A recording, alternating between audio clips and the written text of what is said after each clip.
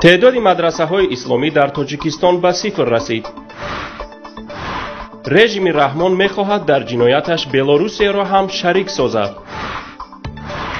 متماتیکای جنایتی رئیس دادگاه عالی. راهبریت ازبکستان تقاضا کرد که راغون نباید بنیاد گردد.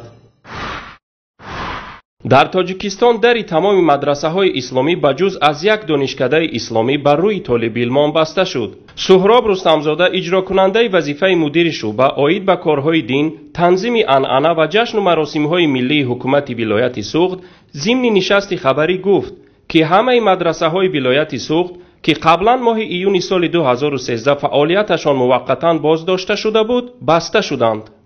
فعالیت این مدرسه ها تا از جانب این مؤسسه ها دسترس شدن اجازتنامه از وزارت معارف و علم جمهوری و رازگی ساختارهای دخلدار بازداشته شده بود. در رابطه به مطابقت نکردن آیین‌نامه این مؤسسه های تعلیمی به طلبات مقرر شده تحصیل در مدرسه ها دیگر باره به آنها برای فعالیت اجازتنامه داده نشده است.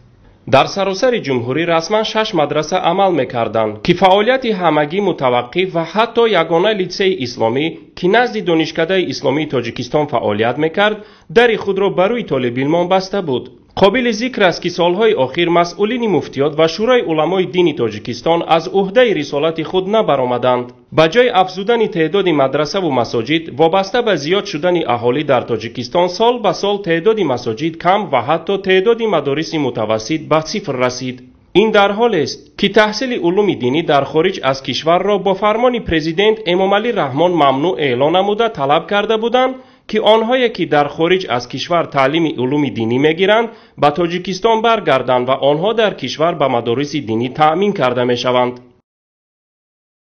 پس از نشر خبر در سامانه پیامنت درباره واخوری نمایندگان دپارتمنت مهاجرت و حقوق حزب نهضت اسلامی تاجیکستان با مقامات لهستان و سازمان ملل متحد تفتیش شدید مهاجران تاجیک در بلاروس آغاز یافته است. همزمان با این هجوم خکری به سامانه پیامنت از صبح دیروز قطع نمی‌گردد. ظهر دیروز یکی از مهاجران که شناسنامه اش از طرف مقامات کشور بلاروس گرفته شده بود با ما در تماس شد، اما با سبب زیر حمله خکری قرار داشتن سامانه ما نتوانستیم آن خبر را نشر سازیم. مقامات بلاروس شناسنامه های 10 نفر گریزگان تاجیک را که درخواست پناهندگی از کشور لهستان کرده اند مصادره نموده از آنها خواسته اند به اداره پلیس حاضر شوند. این مهاجران میگویند با احتمال زیاد مقامات بلاروس میخواهند آنها را به تاجیکستان استرداد نمایند. با گمان غالب مهاجران با درخواست حکومت تاجیکستان بازداشت شده اند. این گمان را واخوری دیروزه وزیر کارهای داخلی تاجیکستان رمضان رحیمزاده با سفیر بلاروس نیز تقویت می‌دهد.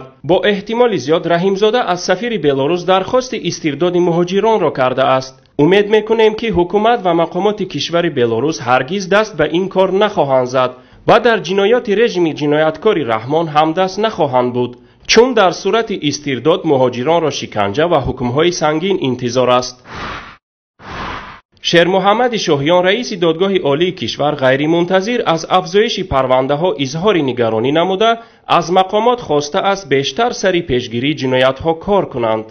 طی نیم ساله گذشته به سودهای جمهوری 6406 پرونده جنایتی وارد شدند که نسبت همین دوره سال گذشته 1450 عدد زیاد می باشد.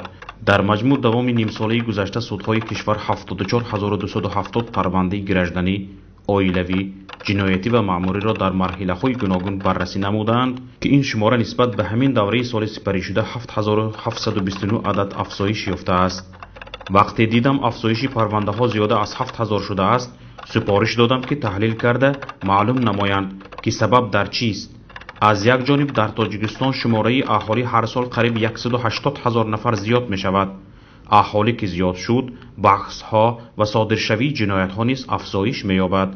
7700 عدد یا حدود 12% زیاد شدن پرونده در عموم و 23% زیاد شدن پرونده های جنایتی البته باعث نگرانی و بیانگر وضع اسفبار کشور است. از روی گفت خود شاهیان اهالی هر سال 180,000 نفر یعنی 2.2% ولی جنایت 23% افزایش یافته است. یعنی جنایت 10 برابر بیشتر از افزایش اهالی که نظر شاهیان را غیر قابل قبول می‌گرداند.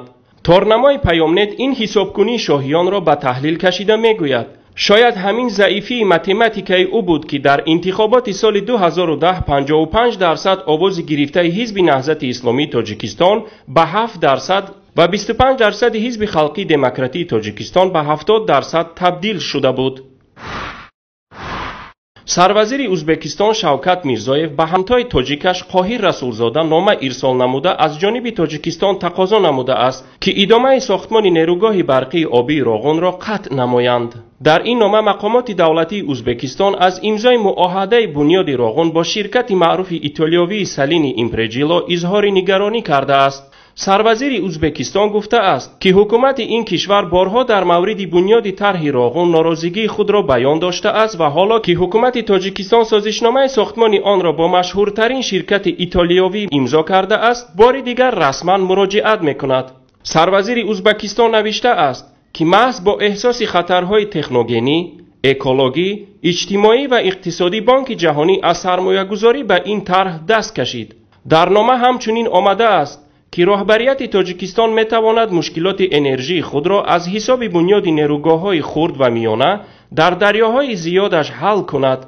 تا حال نه حکومت تاجیکستان و نه وزارت کارهای خارجی از رسیدن این گونه نامه اطلاعی رسمی نداده اند، اما در شبکه‌های اجتماعی این نامه جانب ازبکستان سر و صداهای را به میان آورده است و فعالان شبکه‌های اجتماعی اکثر بر اینند که ناوابسته از همه صد و مشکلات ها باید راغون ساخته شود.